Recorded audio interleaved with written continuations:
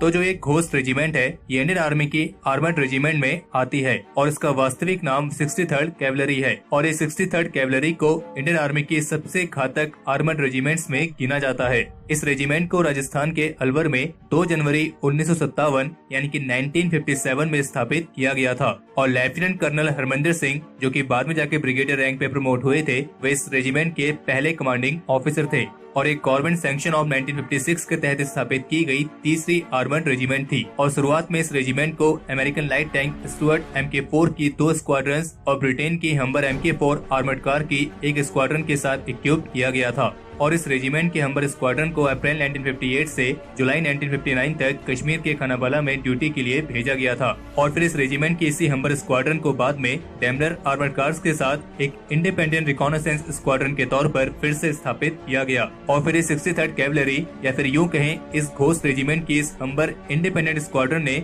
UN peace keeping operations के दौरान 1960 से लेकर 1961 तक कॉन्गो क्राइसिस में भी अपनी सर्विस दी थी और फिर जब 1971 में भारत और पाकिस्तान के बीच युद्ध हुआ तब इस 63rd कैवलरी को एक बार फिर से T-55 टैंक्स और PT-76 MPBS टैंक्स के साथ इक्विप किया गया और इन्हीं इक्विपमेंट के साथ इस रेजिमेंट ने इस 1971 की लड़ाई में अपनी महत्वपूर्ण भूमिका निभाई थी और इसी युद्ध से ही इस 63rd कैवलरी को घोस्ट रेजिमेंट का एक नया नाम मिला और वो इसलिए मिला क्योंकि इस युद्ध के दौरान इस 63rd कैवलरी के जो टैंक्स थे वो अचानक से किसी भी डायरेक्शन से आके अपने दुश्मन पर हमला बोल देते थे, यानी कि इनके दुश्मन इस बात का अंदाजा ही नहीं लगा सकते थे कि ये किस डायरेक्शन से हमला करेंगे और इनके दुश्मनों ने ही इसे घोस्ट रेजिमेंट का नाम दिया था। और केवल इतना ही नहीं बल्कि 1971 के युद्ध के दौरान बोगरा जो कि पूर्ववर्ती पाकिस्तान के उत्तर पश्चिमी में एक महत्वपूर्ण सड़क और रेल हब था जिसे पाकिस्तान के 16 इन्फेंट्री डिवीजन ने डिफेंड करके रखा था, पाकिस्तान के इसी डिफेंड को तोड़ने में इस रेजिमेंट ने बहुत महत्वपूर्ण भूमिका निभाई थी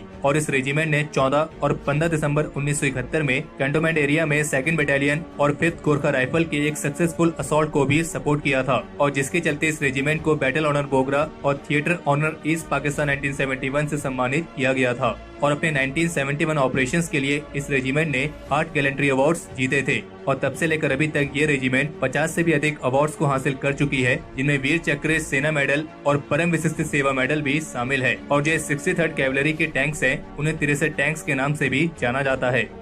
तो हमारे आज के इस एपिसोड के लिए इतना ही और अगर आपको एपिसोड पसंद आया हो तो इस चैनल को तो सब्सक्राइब कीजिएगा ही, साथ ही इसे लाइक और शेयर भी करें ताकि हर एक वो एस्पिरेंट जो आपकी तरह इंडियन आर्म फोर्सेस में रुचि रखता है उस तक ये जानकारी आसानी से पहुंच सके। और अगर इस वीडियो को लेकर आपका कोई सुझाव या सजेशंस हो तो उसे भी कमेंट सेक्शन में शेयर जरूर करें।